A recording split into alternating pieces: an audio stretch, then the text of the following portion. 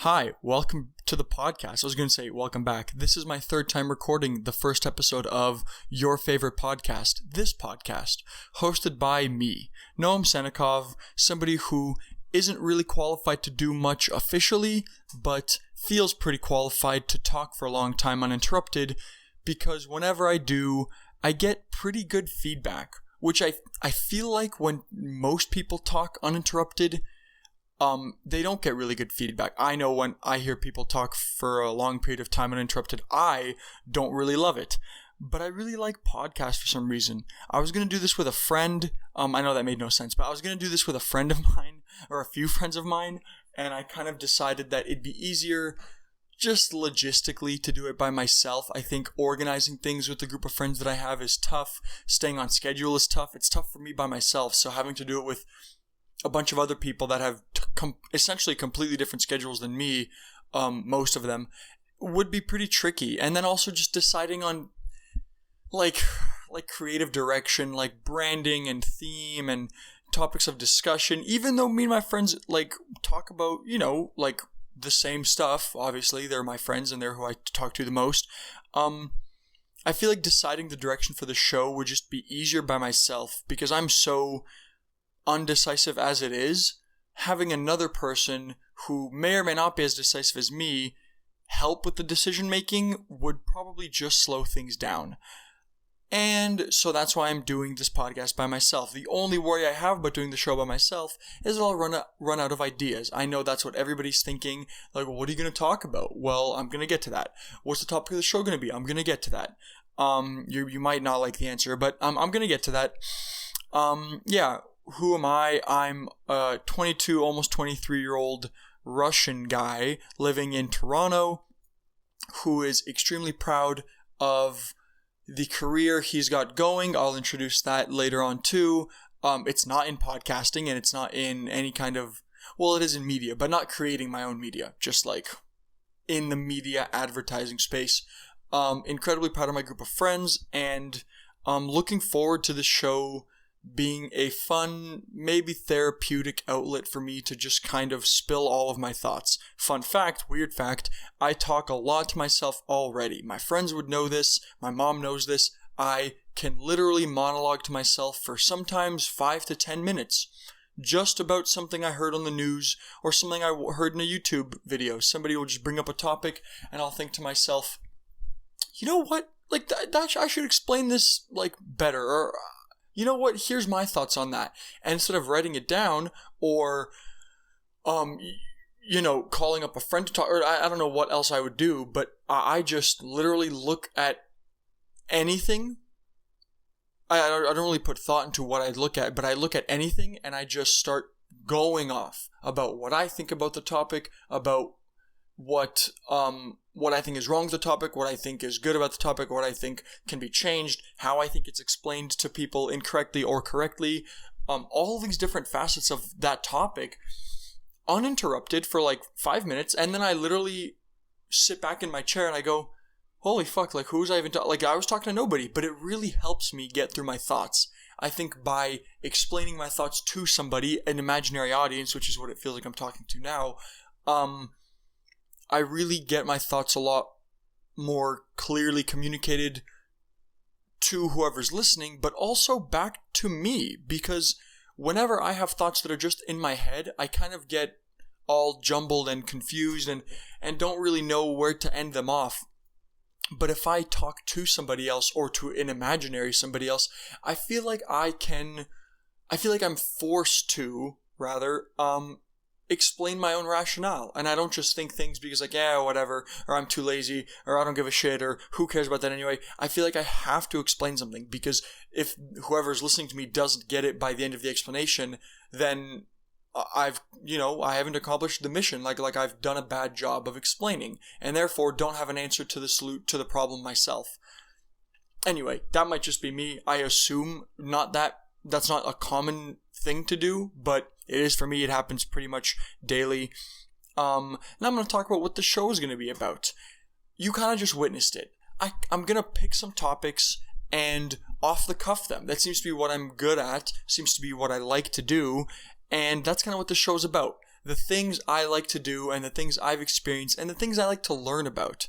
Maybe we'll talk about my week, something interesting at work, or like a dynamic I've noticed at work, or a dynamic I've noticed in just workplaces in general, maybe a dynamic amongst my friends I've noticed, just different things that are going on around me that I'm overthinking that I would like to describe in a funny way here.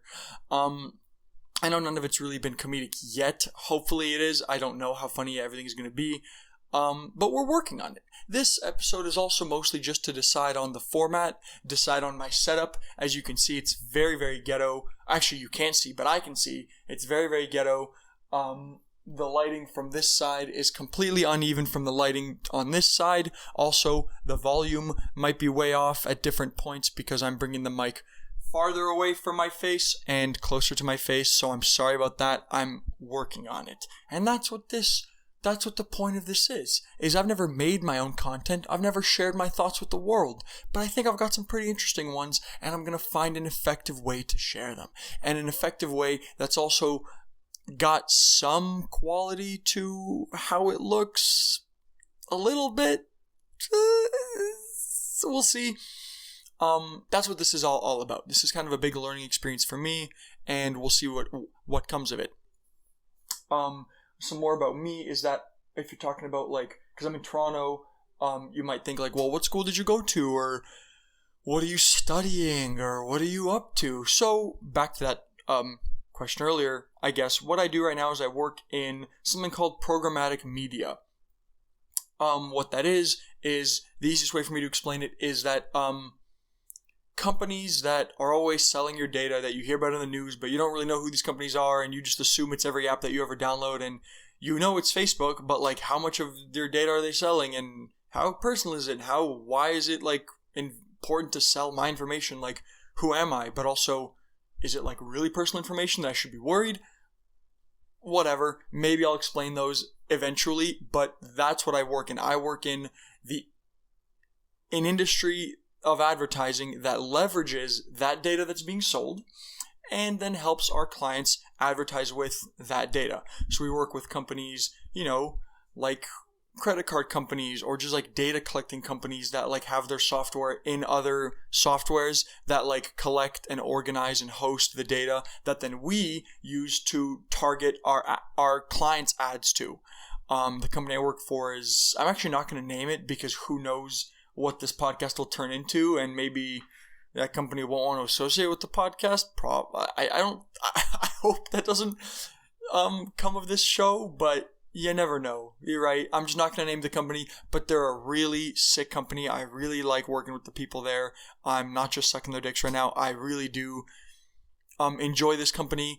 I wouldn't be working here if I didn't enjoy it. That's kind of something I want to get to as well, is the fact that I didn't study anything formally. I never went to university, and I don't plan on going to university. I also have a stutter that might come out in the podcast, but hopefully it's not an issue. If it is, then this podcast is not going to be for you. It's going to come up 100%. It's unavoidable. So stop listening now. But yeah, I didn't go to uni. Long story short, I wasted a bunch of time and then crash coursed my way into a digital marketing job. I took a bunch of online courses, got a bunch of certificates that are offered by Google that are not easy, but also not hard to get. Like, they're really not too complicated, in my opinion. Learned a bunch about Facebook ads by failing my own e-commerce companies, or stores, whatever you want to call them, with a friend of mine, dear friend of mine named Noah, who I hope is watching this, and then eventually landing my first job. The beauty about things that you could teach yourself, like computer programming or digital marketing, is that whenever you try to start your own company, you can just put that down on your resume as experience. Kind of a built-in safety net there, right? But yeah, I taught myself digital marketing, a little bit of front-end like scripting, like I learned a little bit of HTML and CSS, which at this point is like in the coding world is like basic. And yeah, got my first job as what's called an SEO analyst. If you don't know what SEO is, search engine optimization. Woo, so much fun. What a cool fucking topic to talk about. But it's pretty much whenever you Google things, if it's like a let's just say you're looking for like you're looking for top 5 like snowboard boot companies, right? Then maybe there's a blog out there or a store out there that sells snowboard boots, or a brand that makes their own snowboard boots that wrote a blog article about, top 5 snowboard boots. That really seems innocent and like nothing is really planned. They're a brand that makes snowboard boots, and obviously they read about that. But chances are, if there's an article out there that lists top 5 anything or any kind of content related to your search, those people wrote that content because they know people like you already Google that stuff, and this is a way of getting you to their store while not being intrusive, and also making it free, because all they have to do is write up some content. They have to choose the right keywords to put in that article, right? Which is usually what you're going to be typing up. Surprisingly, you and a ton of other people will type things into Google the exact same way. And then what they do is they write content towards that, hoping that you click on it, and then hoping that maybe you buy from them, or hoping that maybe you just like sign up for their email or whatever it is. Yeah, that's what I did. I know that was a pretty terrible way of explaining it. Oh fuck, I just moved the camera. No. Hopefully the camera's fine. That's what I used to do. I used to be an analyst or a junior analyst for a company that helped businesses work on their SEO. Another way of explaining it is a website doesn't actually mean anything unless you get people to it, right? So if a business company, if some plumber makes a website, it's like, okay, cool, we've got this website. The only way to get to it is by typing in the domain, right? Okay, so what? So you have it on your business cards, you promote it on an Instagram page that has 0 followers, or you just like tell people about it, right? Or it's on like a billboard, or on your trucks, something. Like there's no way to get to that website besides getting to the domain. So what SEO does is it helps people who are already searching for what you do find your website organically. And that's like what's called organic traffic. Anyway, I know that was a long-winded way of explaining it. Hopefully it wasn't too confusing. It made sense to me. But yeah, essentially I helped businesses get people to their website. That's it. It was like an entry-level-ish role. Didn't get paid much, but got paid, like salaried. It was fine. Helped pay the bills that I had to pay, which I'll get into eventually too.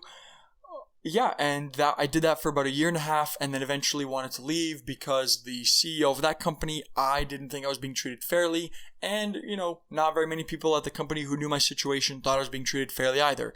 So I started looking around, I started applying to places in the States even, everywhere that I could, eventually bumped into one of the founders of this company, and got to talking, did a pseudo round of interviews with the founders. We really got along, they really liked me, they were willing to teach me, and they really liked that I had some like skill and like knew the terminology and certain like principles of digital marketing and advertising already, that like so much so that they brought me onto the team. It was only 4 of them. I was the first employee, and now we're a team of like 12, 13, 14? Something like that. 12 to 14 people. We're like expanding into the States right now. Very, very cool stuff. Very, very interesting. But that kind of sidetracks from what I wanted to talk about, which is that... Does it sidetrack from what I wanted to talk about? Oh man, I'm already all over the place. I was talking about who I am, and the fact that I didn't go to uni, right? And then I learned how to do this job, or parts of this job, enough parts of this job that people thought it was worth paying me. And that's kind of like at the dismay of a lot of people's opinions and a lot of people's advice, right? Most people who were my friends included, my mom included, my teachers included, would have and still do sometimes, one of them, advise me to go to uni and go to school and get a formal education and really like solidify my knowledge in this thing that I'm doing, that changes all the time and that's subject to change literally month to month based on whatever the largest software and advertising platforms are doing. But somehow in university, I'm going to get the most up-to-date education and skills for this particular field. Yeah, you can all eat your heart out because I got the job and now my career is beginning. And to be honest, I think I wanted to talk about listening to people's advice and the importance in taking the right person's advice at our age. I feel like right now there's so much, at my age especially, being 22 and people are graduating, or people who like switch their major are like on the horizon of graduating, whatever it is. Congratulations to all of you. I hope you all worked hard. I hope you all got the value you did from uni and are continuing to get it. But this is a message for you too. Whenever you are taking advice from somebody at our age, it is extremely, unbelievably, stupidly important to filter out that advice. Filter it out by what means, Gnome? Well, you can filter it out in a couple of ways. You can filter it out in people who actually care about you, right? And that you have to filter that one out carefully, because people who care about you will also give you the less risky decision based on their own biases, right? So think about that when you're filtering out their opinions and their advice. People who have experienced what you want to do, those are the people you really want to listen to. People who people who have done some either exactly or something very close to what you want to do. And then also people who are meant to guide you, like teachers and coaches and professors and parents. I know that they kind of fall into the people who care about you too, but like these people who you're supposed to look to for advice, make sure you take into account their experiences and their biases, because, you know, one of my favorite teachers was a physics teacher of mine, and I wasn't a very good student, but in the end, I really ended up learning a lot from her about the effectiveness of applying your knowledge and being able to apply it to different industries and different situations and different physics problems. She was actually asking me the last time I spoke to her, she goes, "Hey, are you going to go back to uni? Because I feel like you have to progress in your career." And I go, against my will, because I really respected this person. Against all of my will, I went, you know what? No, I'm not going to be going back to school. And she goes, really? You think that like just going through like this entry-level role, because at the time I didn't have this new job, this entry-level role, and just like learning yourself and like developing skills, and like the way I say it, it sounds so obvious that it would work, like developing valuable skills to put on a resume, getting work experience, yada yada yada. But to somebody who like went to uni and whose entire job is around the like formal education system, keep in mind this person had a PhD. It's really crazy to think that like you can do anything without some sort of post-secondary formal education. Unfortunately, as like Zoomer as this is going to sound, as like Gen Z millennials is going to sound, times have changed. And like, unfortunately for that advice, it doesn't age well, you know, like, yeah, times have changed and you could learn a lot. And like right now, I truly believe and have experienced that like companies are more looking for the skill that you bring and the work experience that you have to the table versus a degree that you have. I know that a lot of people are graduating with the degree that they think is going to save them and like be their key to success.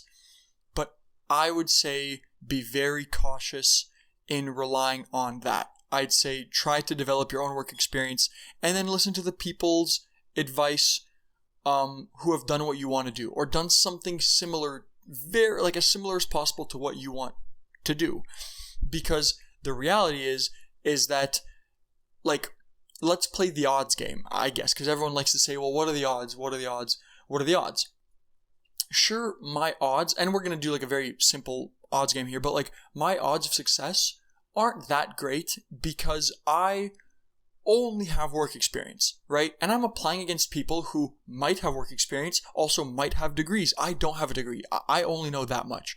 So my odds are, well, they are what they are. I don't really know how you'd calculate that, right? But I don't have a degree. I have more work experience than probably most people who will be applying to an entry-level role because I made my own blog and I got traffic to it. I made my own stores and I learned how to advertise. I learned like certain things that like would teach you certain softwares and teach you how to use these platforms.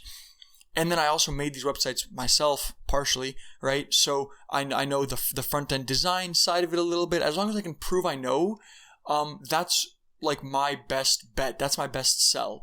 The odds that other people who are applying to an entry-level role who are my age have this are probably pretty slim, because a lot of them are just graduating school, and a lot of them have just been relying on that one degree and doing everything that I would have been doing if I went to school, which was partying and doing everything else. So let's just say there's like 50 applicants, right? The odds are 1 out of 50, given the fact that that's all I know. The fact that I don't know like anything about them, the way I see it is my odds are, and maybe I'm wrong about this, are 1 out of 50. That doesn't change whether or not I have a degree. That doesn't change, it might change whether or not I have a degree, but it also might not, right? The only numbers I know are there's me, and then there's like 50, or there's 49 other people, so I'm 1 out of 50 in this pool. I think that's how odds works. I'm not that good at math. I didn't go to uni. I'm kind of an idiot, right? But you essentially have to beat all of these people through all of these rounds, and you have to assume that this person will value, like this employer or this HR girl, which is a big difference, or this HR, I shouldn't say HR girl, whatever, this HR person is going to value whatever you have over whatever everybody else has.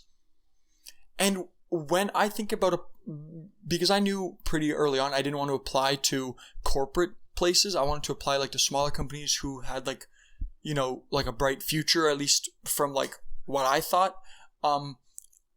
I figured that what's more valuable to a small company is the fact that they can pay me an entry-level amount, because I'm coming from a place of no,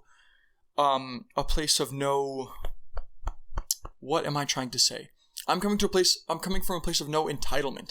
I'm coming from a place of just, you know, I worked a little bit, I developed some experience, and these are the things that I know how to do, and these are the things that I, am currently still learning and exploring.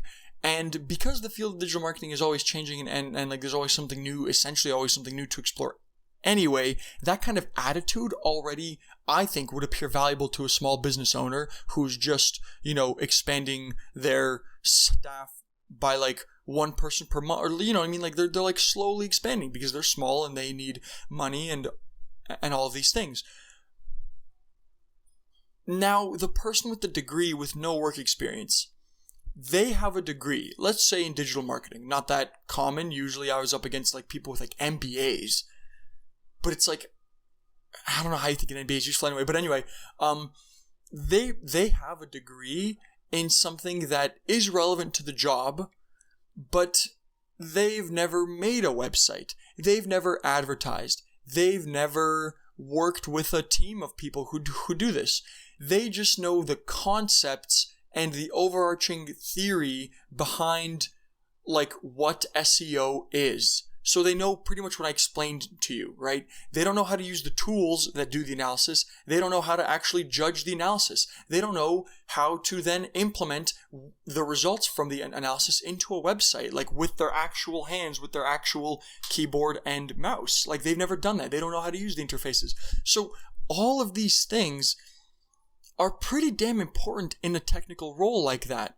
So why is it that the argument is made for the degree increasing your odds when in reality, if all you know is 1 in 50 and the value mostly comes from knowing how to use the software and the programs, at least from what I understand, goes into a digital marketing degree, you're not going to bring any of that to the table. So why do you think that increases your odds so much?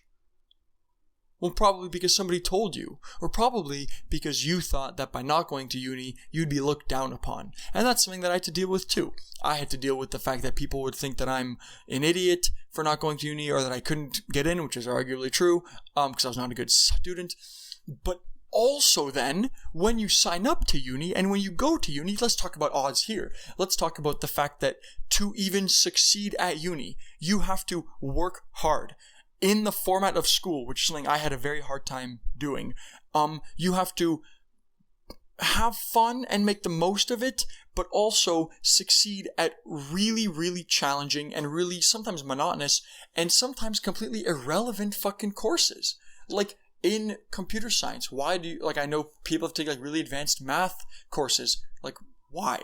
It seems ridiculous to me. Like, if I took digital marketing, I'd have to take some sort of math, I'm sure, or some sort of like economics course or something along those lines that would be literally completely irrelevant to my job. Like I know personally everybody that I work with, who's all older people, by the way, than me, because I'm just like the youngest person at every company. They all tell me like, you are way better off with like your work experience, because like honestly, as long as you can show that and you can prove that somehow, then like at the interviews at least, you'll kill it. And like on all the little tests that they might give you, you're gonna kill it, which seems obvious to me, but that's my whole point. Is it's like I'm listening and taking the advice of people who are who are doing what I want to do. You know what I mean? And have done what I want to do and have struggled in succeeding at doing what I want to do. So it's like they're kind of checking all my boxes.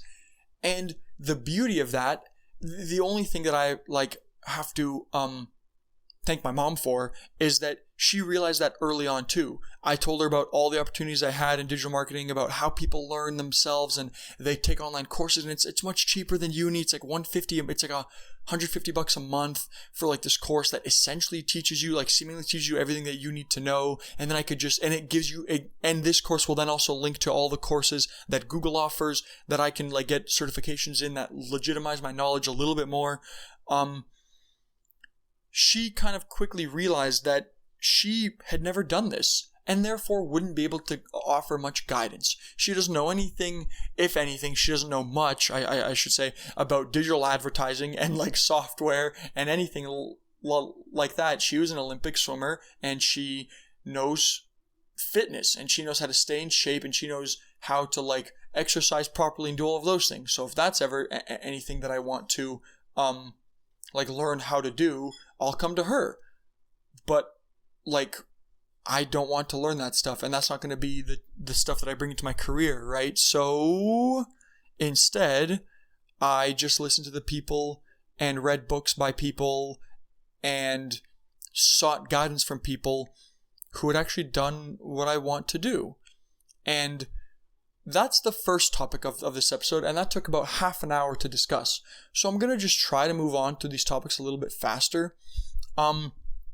But transitioning from that, there was a really difficult part in this whole transition from like not really sure if this would work to like pretty confident that it was the right route. And that's that I had to deal with some personal things along the way. And I think that, I think that, when people deal with personal things, I was just talking to my girlfriend about this. I was just talking to another friend about this. It's like everybody has their own shit to deal with. And everybody feels like they're lagging behind or they're making a mistake by not doing what other people are doing. And I think that it really helps to think about it this way. It really helps to think about it, especially at our age when we're all filled with like uncertainty and we all don't know if this is the right choice. We all don't know if we're like making the right decisions for literally every decision we can make. By the way, older people don't know either. They're all, like, by older, I mean like 28 years old. Like, these people who are like in their late 20s who seem like they have all their shit together. No one has their shit together. Everyone is making it up as they go along. First thing. Second of all, it really helps to understand that like we're all after the same thing at the end of the day. Maybe not all of us, but like we're all after like pretty similar things, I should say, at the end of the day. And that's to live a life that we think was fulfilling. Now, that's what my goal is, and that's what I assume a lot of people's goals are, but some people it's not. For some people it's like, I just want to live a life that is like, you know, whether or not they know this, it's a life that like makes their parents proud, or a life that makes their like family and surrounding cohorts proud, right? And because we're all after the same thing in a way, That's why, and this used to be, like, I used to think uni was, like, so silly and so dumb, and, like, why would you waste your time with uni, and blah, blah, blah, blah, blah, blah, blah, yada, yada, yada. I used to think it was so dumb and so goofy to go to uni when, like, I did this by not doing that and not spending my money, not risking it all on, like, the education system of being, like, relevant by the time I got out of school, and not risking it all on the fact that I would love to party and love to drink and would probably not, like, study very well anyway. I totally just lost my train of thought. Fuck. Oh yeah. I don't know where I was going with that, but back to what I was saying about, like, we're all after the same thing. And you could get there in multiple ways.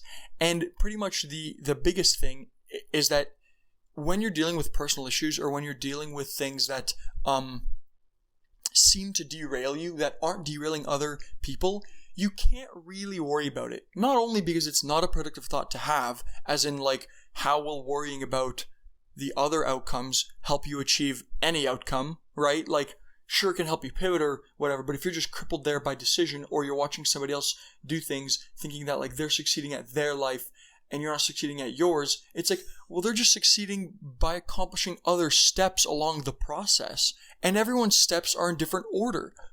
So, like, me, excuse me, I don't know if you guys heard that burp. I'm going to try and not burp into the microphone.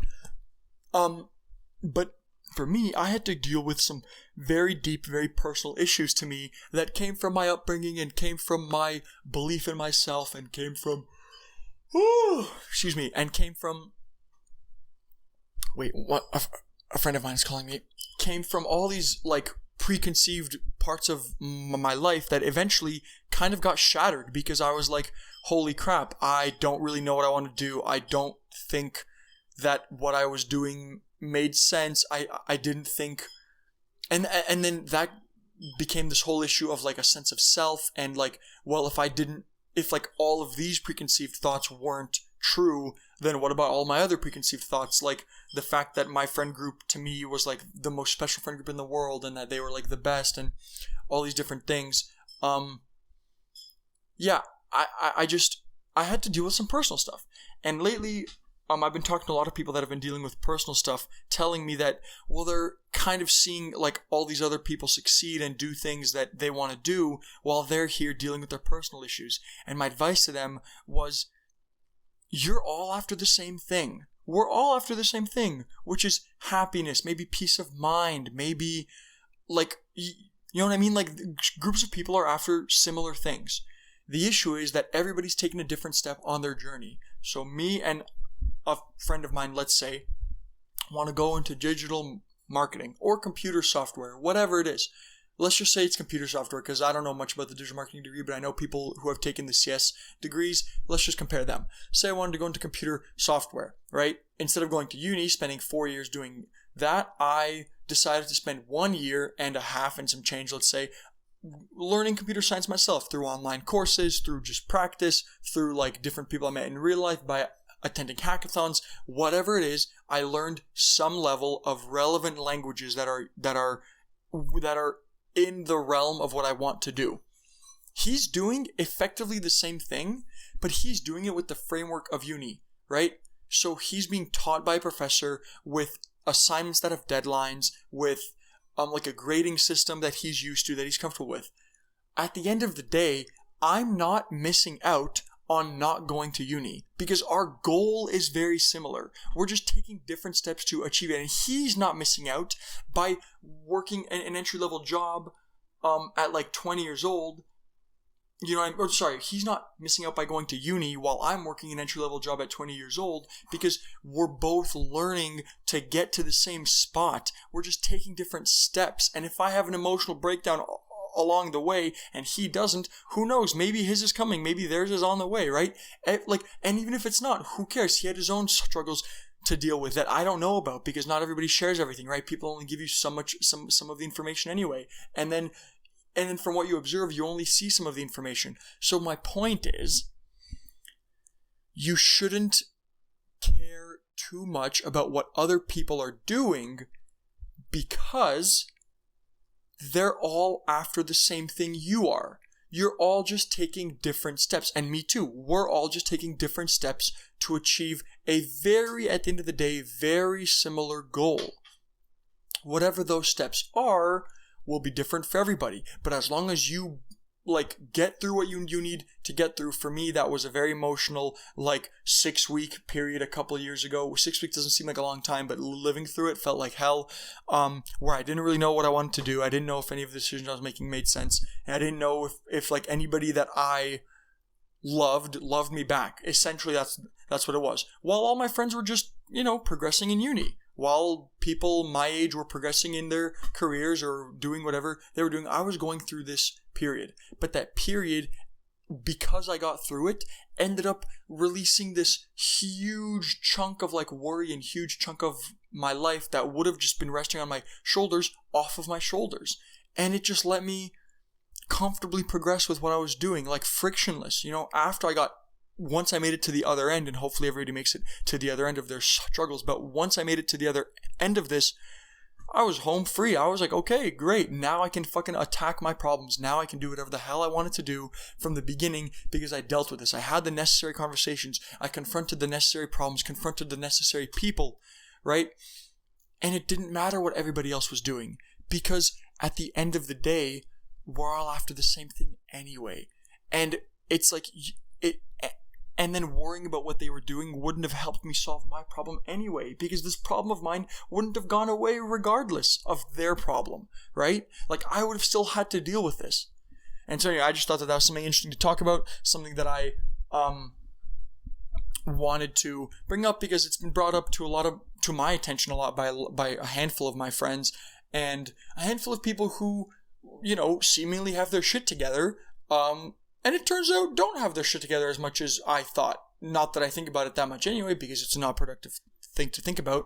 But yeah, I feel, and I truly do feel bad for the people who are, whose thought processes are overwhelmed with this worry about what other people are doing and are getting advice from other people who worry about what they're doing because of what other people are doing. If that makes sense. So your parents will be worried about what you do because of what other people's kids are doing, right? And that's a scary dynamic to take advice from because, that might not be in your best interest at all, right? It's just in the best interest of the opinions of other people's parents. So yeah, anyway, you know who I don't feel bad for? Next topic, Wall Street bets investors. I know this topic is completely unrelated to what I was just talking about, but holy crap. How ballsy and naive do you have to be to actually go through with some of the things on Wall Street bets? I bring this up because recently in the news, I'm sure everybody's heard of GameStop investments and Dogecoin and all these different crazy investment phenomena that are circulating the internet, and how a few people, a handful, very small handful of people won on GameStop, and tons of people are potentially losing a lot of money. Yeah, I don't know. I have a hard time feeling bad for these people. Maybe I'm a sociopath. Maybe I'm a lunatic of some kind. But did you think the odds were good? Did you think that by investing your entire college savings fund, you were gonna likely make that all back tenfold? I don't understand. And by listening to people on the internet, who don't even know you and who probably don't know what they're talking about, did you think this was gonna go well? You know what I mean? To those people who are losing all their money because they bet $100,000 on GameStop when it was at the top. It's I understand that Robinhood and all these and whatever, shut down their trading and fucking something about hedge funds winning and something about the SEC not doing anything and whatever. It's how ballsy do you have to be to just trust that person, whoever wrote that thread, on their bet? Fucking, I'll call you back. It's my dear friend. I love this guy, Dennis. He's like a brother to me, but I gotta call you back, man. I'm recording an episode. And when you watch this, you'll know what I'm talking about. But yeah. He, how ballsy do you have to be to just put all of your life savings, not life savings, but a loan anything on this fucking bet. And it's so ironic that you're like, that these are like college kids who are like hedging their bets, like lowering their risk, quote unquote, by going to college and then fucking placing it all on fucking red. Like they're all just like, you know what, GameStop, fuck it. Or like, you know what, this stock, fuck it. Like Wall Street bets, like professionally losing money. Like that's what they do. Like it's crazy to think about the fact that somebody will actually do that and actually think that they'll make any money back. Like actually to themselves think, you know what? This is a good idea. This makes sense. This is an intelligent way to spend 6 figures worth of money that isn't even mine, by the way, that you have to pay back. And now some of these people have no money and also have so they had no money, and then they took the money that was loaned to them and lost all of that. It's kind of impressive if you think about it. Like, to fuck up so royally. To really, like, just shit the bed. Like, holy crap. Like, fuck. Like, how do you manage that? How do you manage to get away with something so dumb? And the people on the forum, I'm not on the forum, but they're just like, yeah, fuck yeah, like egging this on, like, yeah, to the moon, baby, we're doing it, yada, yada, yada, blah, blah, blah, blah. Like, wow. Like, fuck off with that shit, eh? Like, holy shit, that is fucking terrifying. One thing I'll say is I'm not an investor, but the way I'm doing my investing right now is I'm using it as a means of saving. Because I don't know about you guys, but I'm not the most responsible spender. My mom just farted, by the way. I'm not the most responsible spender, but what I do know,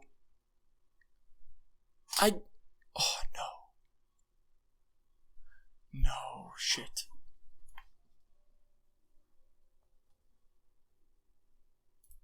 Okay, am I still recording? Yes.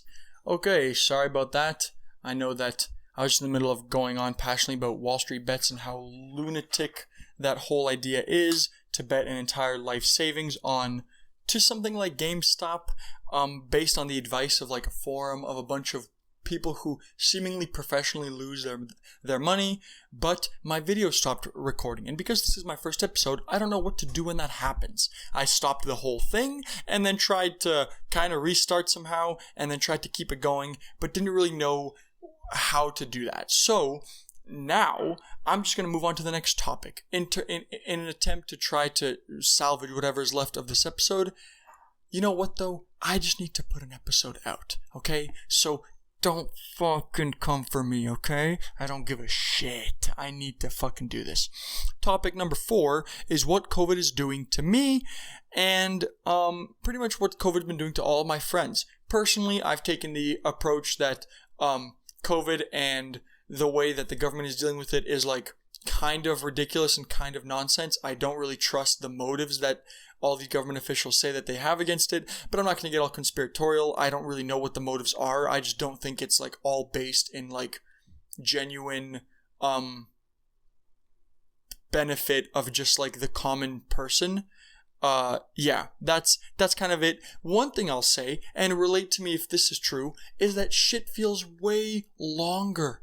Everything feels like it, not like it takes longer, but like when you look back on things, you realize how shockingly little time has gone by. For example, me and my beloved girlfriend have been dating since like Halloween. Dude, that's only like 3.5 months. 3 months? 3 months and some change? It's like, that's not that long of a relationship, but damn, does it feel like it's been a long relationship. No, that sounded bad. Like, ooh, we've been in here for a long time. I'm kind of, no. I don't mean like in a bad way. I just mean like, it feels like it's been at least 6 months, like at least 6 or like 7 months, like twice that at least. You know what I mean? Like, at least compared to other people's relationships, like, I don't, like, correct me if I'm wrong, but like, I mean, I never mind, actually, don't correct me if I'm wrong, because you guys can't really, like, have insight into this, but the level of comfort that we have with each other is, like, shockingly high. Like, shockingly high. I'll say right now, guys, like if you're dating somebody and you guys aren't at the level of like farting in front of each other, or at least as a guy, you're not at the level of farting in front of her, get there. Because once you get there, oh my God, shit just opens, at least for me. Like I'm one of these guys that doesn't like to hold back in front of my friends. So when I can now with one of my like new best friends can like be comfortable doing that as well, oh my God, what a relief it is.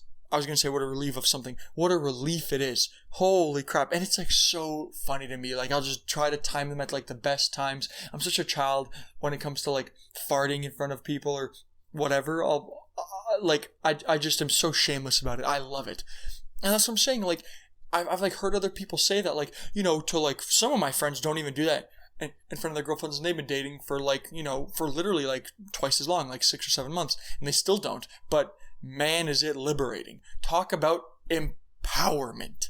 It feels incredible to just rip one in front of your beloved and just have them like roll their eyes, but you guys kind of laugh about it. It's all cheeky and you're kind of like, hey, yeah, that felt fucking good.